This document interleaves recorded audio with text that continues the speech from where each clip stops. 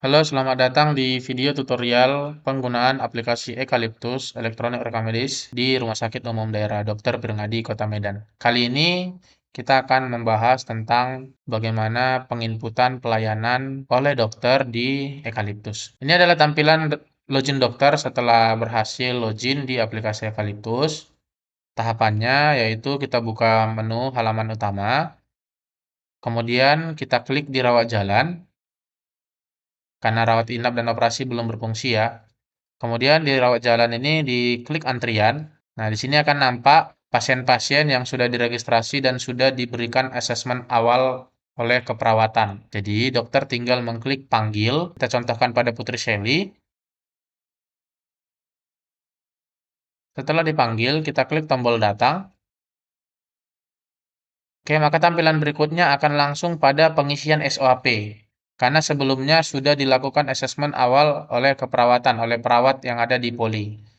Nah, tahap awal, dokter diharapkan memverifikasi asesmen awal yang dilakukan oleh perawat. Pada bagian riwayat asesmen, dilihat ada asesmen awal keperawatan rawat jalan. Boleh diklik di sini.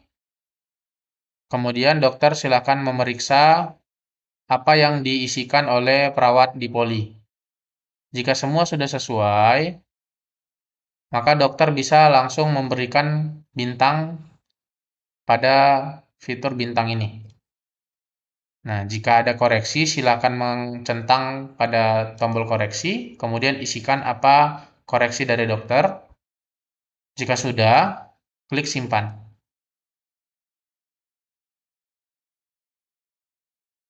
Jika asesmen dari perawat sudah dikoreksi, sudah diverifikasi, maka di sini akan ada keterangan terverifikasi.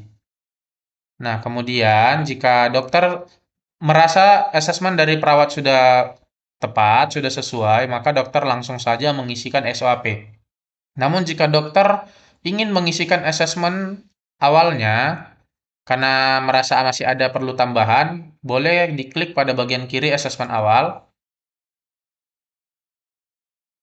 Nah, di sini ada isian untuk asesmen dokter. Karena asesmen dokter dan asesmen perawat sedikit banyak berbeda. Di asesmen perawat tidak ada pengisian seperti ini. Tidak ada pengisian untuk gambar seperti ini. Lebih lengkap di asesmen dokter. Namun jika dokter tidak merasa perlu untuk mengisikan ini, boleh menggunakan asesmen yang sudah dilakukan oleh perawat. Langsung saja ke pengisian SOAP. Kembali lagi ke dashboard pasien. Klik isi SOAP. Lalu lakukan pengisian SOAP seperti biasa. Seperti di video sebelumnya juga. Ini kita karena pasien tes, kita langsung saja kita klik tes.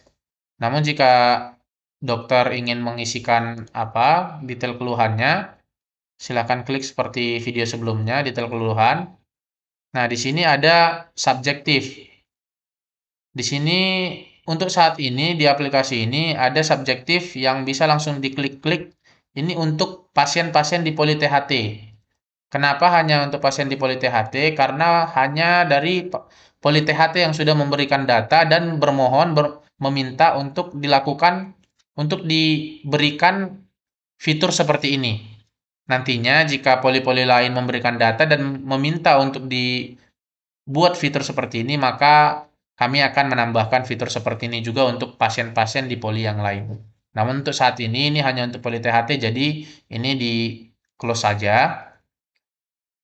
Pengisian detailnya di detail keluhan saja, bukan di subjektif. Oke, begitu juga dengan di objektif. Ketika klik tambah ada objektif juga, ini untuk pasien THT saja untuk saat ini. Oke, ini kita buat tes saja.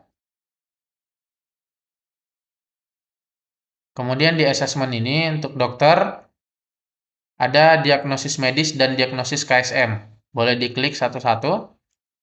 Pilih jenis diagnosisnya. Ini hanya contoh. Jika masih ada lagi yang mau ditambahkan, boleh langsung tambah lagi. Jika sudah selesai, maka klik selesai. Oke, jika sudah pengisian diagnosis medis, jika ada yang ingin diisikan di diagnosis KSM, silakan diklik diagnosis KSM. Jika tidak, maka lanjut ke pengisian planning.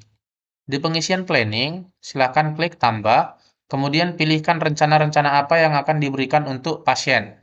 Apakah akan dilakukan pemeriksaan di PK, radiologi, PA, atau mikrobiologi, atau ada nanti rencana visit jika nanti sudah diaktifkan untuk fitur rawat inap. Sini ada lengkap semua. Nah, yang pasti dokter di poli wajib mengisikan resep obat. Maka klik resep obat. Nah, di sini bisa dilihat ada pilihan untuk non racikan dan racikan, silakan dipilih dan diketik saja jika contohnya paracetamol. Diklik saja, dipilih. Kemudian jumlahnya diisi. Frekuensinya langsung pilih yang ada tertera di sini, yang ada tampil di sini. 3 kali 1, sediaannya ada pilihan juga sebelum dan sesudah. Aturan pakainya, ini hanya contoh ya Bapak Ibu. Oke, kemudian di scroll ke bawah. Kemudian tuliskan instruksi khusus jika ada instruksi khususnya. Jika tidak ada, kosongkan saja. Lalu klik terapkan. Nah, maka tombol simpan resep bisa aktif. Jika sudah selesai, jika hanya satu ini saja, maka langsung klik simpan resep. Namun jika masih ada, silakan tambahkan lagi. Entah itu racikan ataupun non racikan, silakan tambahkan lagi. Scroll lagi ke bawah, baru klik terapkan supaya nanti pindah ke sini. Kita contohkan yang ini.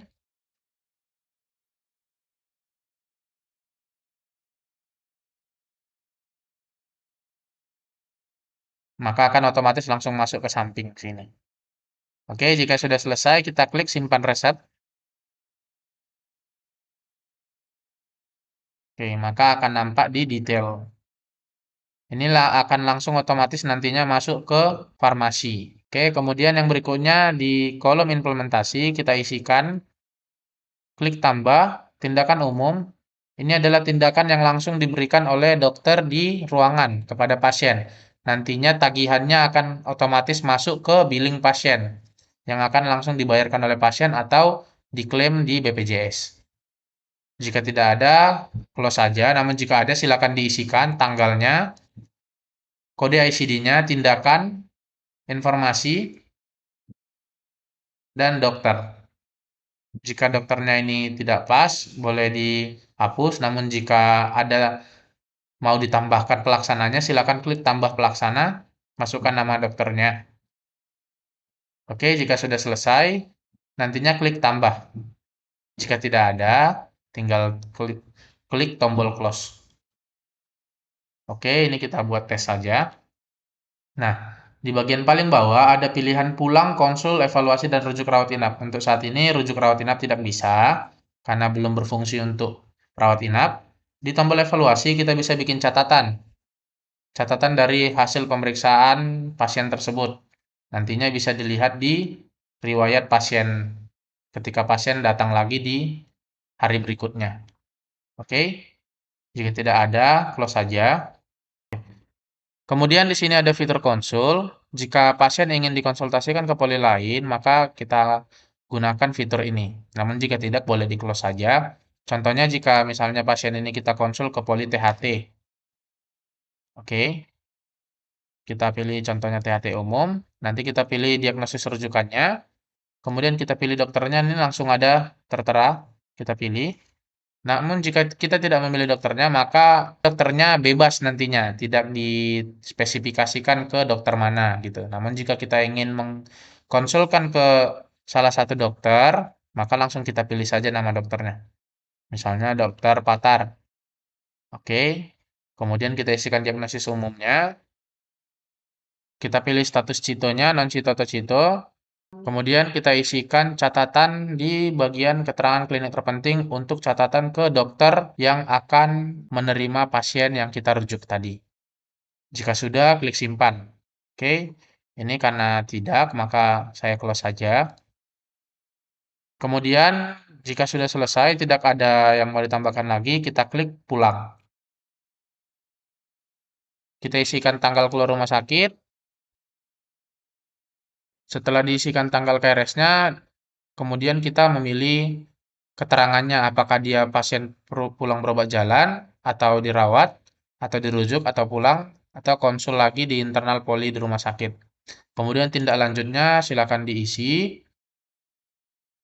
Kemudian jadwal kontrolnya jika dia akan kontrol lagi ke rumah sakit. Namun jika dia langsung pulang, maka jadwal kontrol tidak perlu lagi diisi.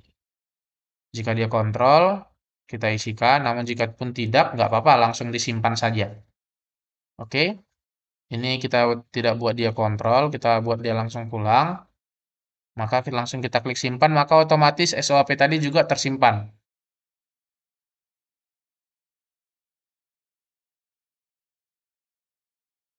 Oke, kita klik simpan SOAP.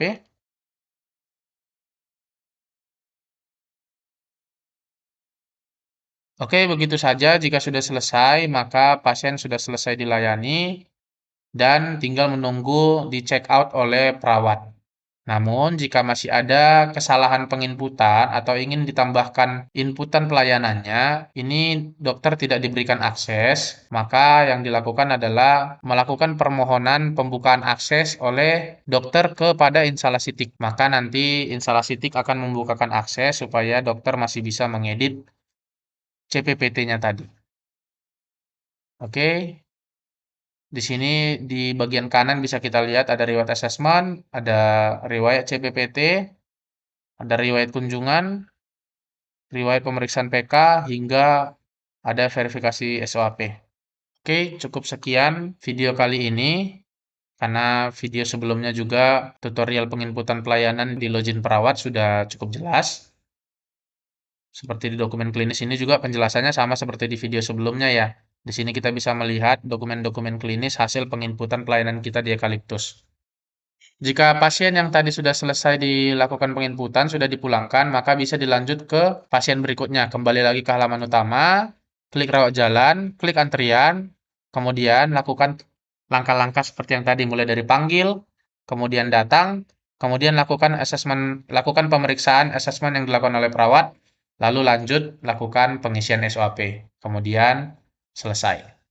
Itu saja untuk video kali ini. Jika masih ada yang kurang dimengerti atau ingin ditanyakan, boleh langsung datang saja ke instalasi TIK yang ada di lantai 2 atau boleh telepon ke nomor ekstensi 1244, 1245, 1246 melalui PBX yang ada di ruang kerja masing-masing. Terima kasih.